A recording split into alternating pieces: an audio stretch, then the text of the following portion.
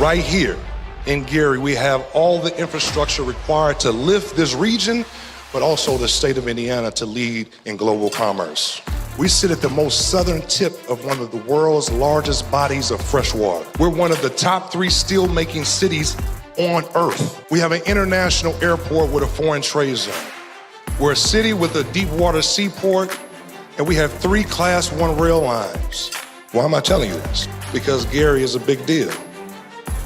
The city has seen some tough times, but it's the hope and the grit and the determination that I see in the people that inspires me to fight like I do every single day. But every day we are building on a plan to make Gary this nation's greatest comeback story. Ladies and gentlemen, a greater Gary is emerging as we speak. Our city is valuable and we're worthy. It's time we feel like it, and it's time we act like it.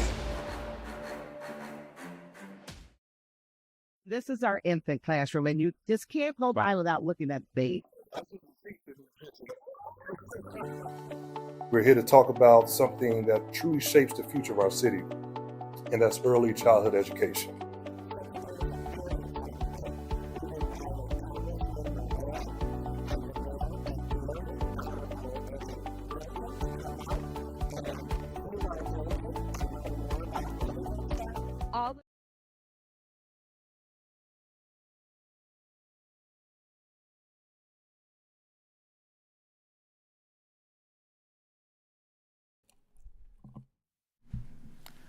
Right.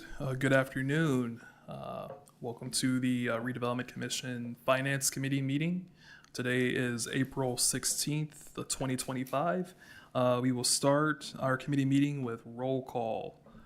Mr. Celio. Commissioner Dunham. Commissioner Rogie. Here. And let the record show that Commissioner Washington is absent at the present time. And we also have Ms. Corey Sharp, Director Harris, Ms. Nate Billingsley, and Mr. Jenkins. Okay. All right. Thank you, Mr. Celio.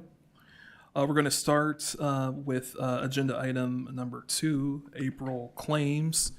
So before the committee, we have the list of the April claims for 2025. There are 6 vendors, actually 5 vendors associated with the month of April claims. And Deputy Billingsley, would you like to give some context to the April claims? Sure. We have Innovative Planning. They have a contract. Payment has already been made of $15,830, and then we have to pay a monthly fee, a monthly payment of $7,915. American Eagle Security, this is for security at the Genesis Center, which is $900, and then American Eagle Security again for $165, for $165 from the non-reverting fund. Then we have Republic, $16,247.53. East Lake Management Group, $31,279.35. Aegis, $27,298.05 for a total of April claims for $83,804.93 to be paid for April. Thank you, Deputy Billingsley. Any questions from the committee members? I have a question. So you said the first one for American Eagle was Genesis Center. What's the second one? Oh, I'm sorry. Wirt is for Wirt Wirt High School. Yes, okay. ma'am. And can you say the other ones? Republic is? Republic is from the non-reverting. That's for the Aetna Properties project for the disposal of the demolition materials and everything. Okay, East Lake. East Lake Management Group is for 504 Broadway, that we're currently in a lease. And then Aegis is also for the Aetna project properties as well. Thank you. I have a couple things. First, what are you asking us to do? Approval of claims? Is that what you're asking us? So it would there's no approval. Right. Yeah, there's no approval for this meeting. This is going over the claims that we're looking to have passed in our general meeting next week.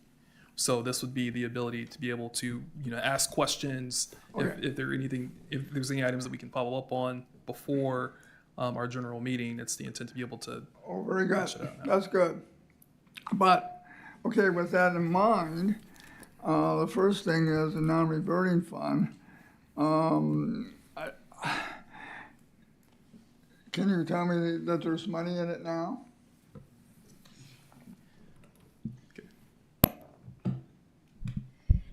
Yes.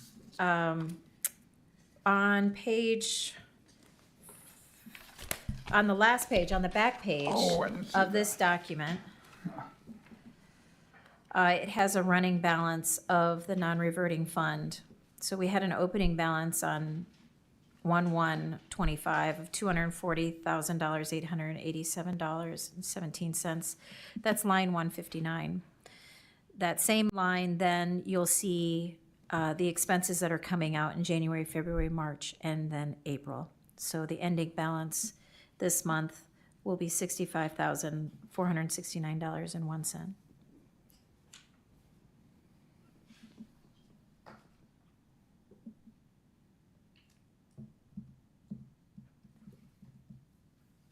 So all of these non-revertings coming out of that fund? He asked about one, but all of them coming out of 65,000? You just asked for the one? Yes. Okay.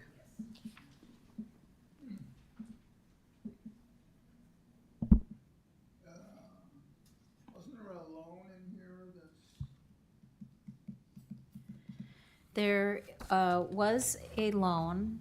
where did the $1,559,000 come from all of a sudden? Yeah, that's loan repayments from other accounts. There were loans that were given out of this account in previous years, and we worked with Controller Green to determine a calculation of what those loan repayments should be. This was our approved budget. Column C is your approved budget. So when we're evaluating the account, we're looking at total year end, which you see in line 168. But the current balance is in line 158 here. Okay? Regardless of the loan. Okay.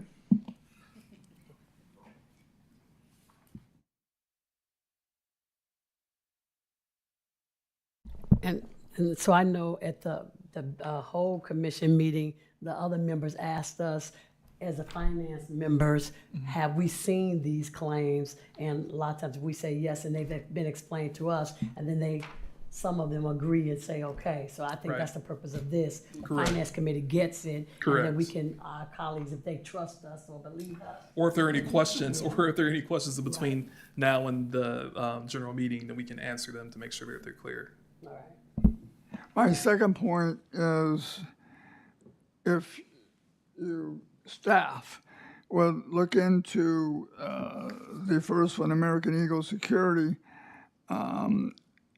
as far as being paid out of a TIF, consolidated TIF fund, Yep, as in respects to, the allowable state. expenses that are Okay. allowed for a TIF. please, We can confirm that. by the time we get to the next meeting. Sure.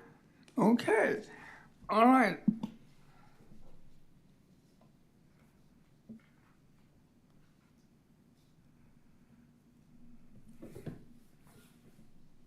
All right. Number 3, Okay. All right. we're supposed to be a panel of 3, and we're here of 2. Is what we're doing is, Well, we don't really have. we're really not doing anything, are we? Right, there's no official action being taken. I mean, and this body doesn't really have rules associated with it anyway. Yeah, you're fine to just kind of take this information in, and then you'll, like you say, this is just a pre-meeting where this body just reviews the things before we approve it actually at the next meeting. That would be the official action. Yeah. Okay, I'm happy in all three now. Yeah. No, the intent of this was, we know in the past there was concerns or questions about the balances, and then, what invoices are what. And this is an attempt to be able to give a big picture, both with our TIFs, with our accounts, so that if there are questions, we can answer them before the meeting and have a productive and efficient general meeting. And also, Deputy Billingsley and Corey have been very supportive in getting us caught up when it comes to our finances from last year, and being able to now get vendors caught up with payment, and be able to understand and work with the finance department in better detail to understand where we really are. So are we caught up with everything now? Are you saying that, or just what we're talking about tonight? So for tonight, and if Deputy Billingsley wants to add, I know that there's a process internal with finance where when we get approval from the commission, there are internal steps that are required in effort to get checks cut, and sometimes it's just a process. But I think that we're in a much better shape than when we started in January.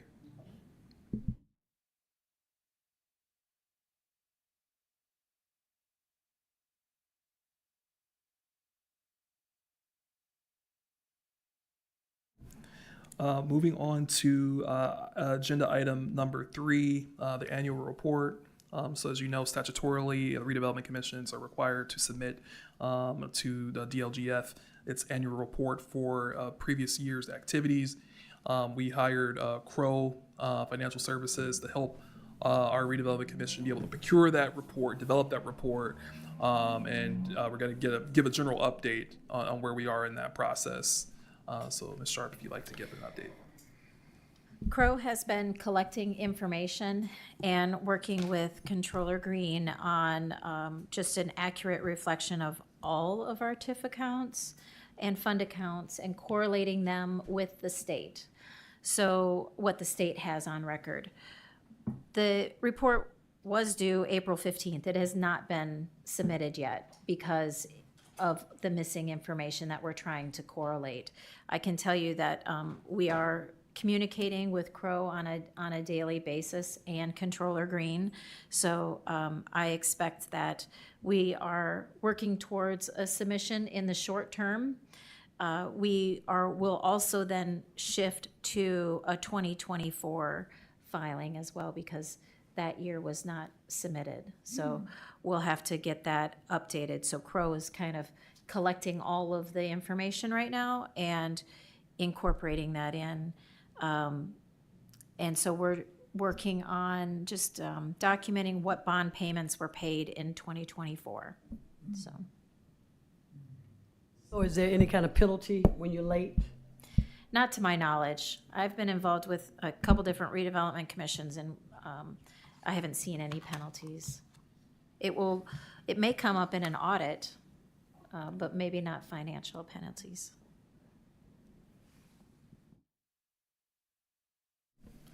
All right. Moving on to agenda item number 4, transfer of funds. We'll let Deputy Billingsley give you an update on the transfer of funds for this month. Okay, so I did hear some concerns in reference to the non-reverting fund. So we have been working with Controller Green, and she gave me a list of some purchases that was payments that was made outside of the non-reverting, well, from the non-reverting. So going through it, I did see that 2 particular vendors in 2020 was doing work to the Buffington Harbor area. And we believe that these could have been paid from the lakefront TIF opposed to the non-reverting. So what we're doing is working with Controller Green to get that money transferred from the lakefront TIF back, from the lakefront TIF back to the non-reverting. So that way we can reconcile and get everything back in good standings how it should be. So that's what we're currently working on, and That's what the transfer. So the two vendors is American Structure Point as well as Dunnet Bay Construction. Back in 2020, they did a lot of work over there, the Buffington Harbor, but they were paid from the non-reverting.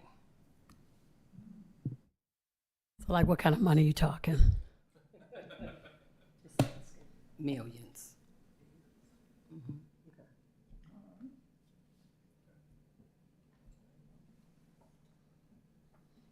I mean, Oh, cool. Transparency is Ms. good. Sharp? While we're still on this item, we have this opportunity to make some transfers of funds, and when we move funds, we'll need to amend our budget to reflect that. So when we have a final reconciliation amount, hopefully in May, we'll be able to bring that to the Finance Committee, and we'll review that in detail on exactly what money is coming out of lakefront and moving into non-reverting.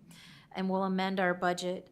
Along the same lines, we will need to amend our budget to reflect the 504 Broadway lease payments. That's on page 6 of 12. This would be an expense of the non-reverting fund. So we did not have that expense carried in the non-reverting fund. So you'll need to amend that. So we're talking a lot of years that we've been paying it. We've been paying rent there for a number of years. Yeah, and our, Where did it come out before? yeah, before that came out of our, I believe it came out of our department fund. But I will say that our lease agreement with Eastlake Management is through 2027. Oh, jeez. So, so we are having, positive conversations, with that team to figure out, what could be a solution for us, for efficiency for the public. The mayor really wanted us to be able to synergize and work out of City Hall. So we're looking to see what opportunities we have to work with the owner. We do have a relationship with the owner, and we're just trying to figure out if we could maybe, whether it be ending our lease agreement and satisfying any obligations based on our lease to be able to break the lease, or there's no sublet opportunity, but we do have a positive relationship with an entity that does desire to expand in our space on the second level of 504 Broadway that we could offer as a connection to be able to, keep the rent flowing for the Eastlake Management team and connect them with someone who is interested, who's already in the building, that desires to expand their footprint. So the city has we're just paying, there's nobody there. We're paying rent, but we're trying to find somebody to. Correct. Because we're paying it, we got a lease, we got to pay it anyway. Correct. Okay. Yeah.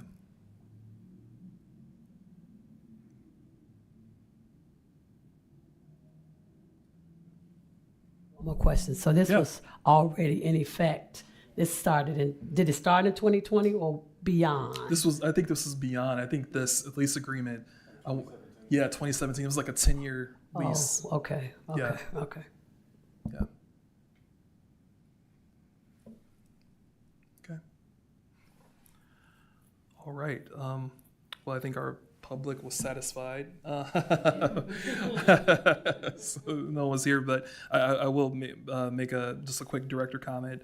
I know I did share an email or send an email to the commissioners. Senate Bill 1 did pass and was signed by Governor Braun.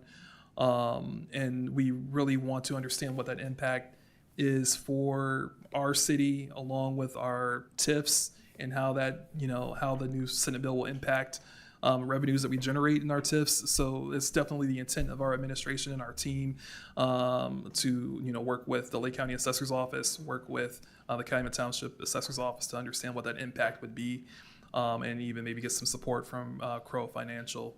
But it is definitely on the top of our mind and how we budget, because I know that you were receiving some support from Ms. Sharp in our 5-year budget plan, and how that all taken into effect based on Senate Bill 1. So just understand that it is on the top of our mind.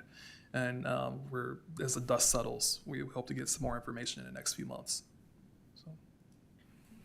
Just a comment on that. 'Cause Sure. I was telling I have to take a call about a bill that's rushing through now. Yeah. So that's affecting everybody, schools, Yeah. cities. Yeah. And so that's to be expected. I even asked our superintendent, how is all of this gonna affect, even with what Trump is doing with the Title I and the Department of Education, how would that affect our allotments and for next year? So Exactly. that's, I understand, because, that's what we do. And so, the more transparency, the more you just keep us in the loop of what you all have to do, that'll be better for the whole commission. So whenever you learn it, as you learn it, teach us, tell us what's going down as far as the city in that bill, because it's like 500 some pages. It is. So, And then also too, there was a quick summary that I did catch in the Northwest Indiana Times that came from the county. The county had issued a resolution really dissenting against Senate Bill 1. And there was a rough estimate that for the impact of Gary would be potentially a $14 million impact, I believe, annually. So we want to be able to get our hands on the final bill and have it evaluated. But that was the initial impact that I saw that was reported from the county via the Northwest Indiana Times, about a $14 million annual impact. And how that affects both the city, Redevelopment Commission, again, we're still trying to figure that out. But that was the first dollar value impact that I saw specifically for Gary and how the city could be impacted. No problem.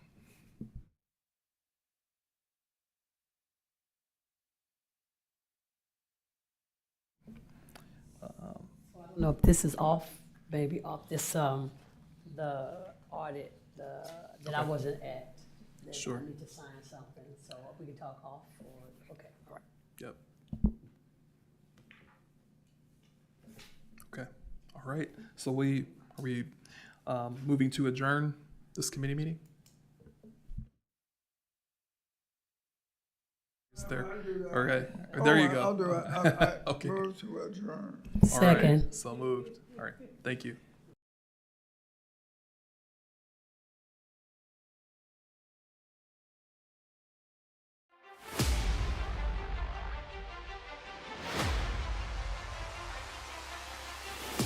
What's up, everyone? This is Mayor Eddie Melton of the great city of Gary, Indiana, and I want to take this moment to invite you to my second State of the City address that's going to be held at Embassies of Christ Church at 4285 Cleveland Street, right in Gary. It's from 2 to 4 p.m. You don't want to miss this opportunity. This is where I want to share my vision for the future of the city of Gary and also what we've been able to accomplish within my first year as mayor of this great city. So if you plan on coming, please reach out to City Hall 219-881-1300 to reserve your seats. And if you're online, please visit and look us up on Eventbrite. So join me in my administration at Embassies of Christ Church, 4285 Cleveland Street on April 29th. God bless.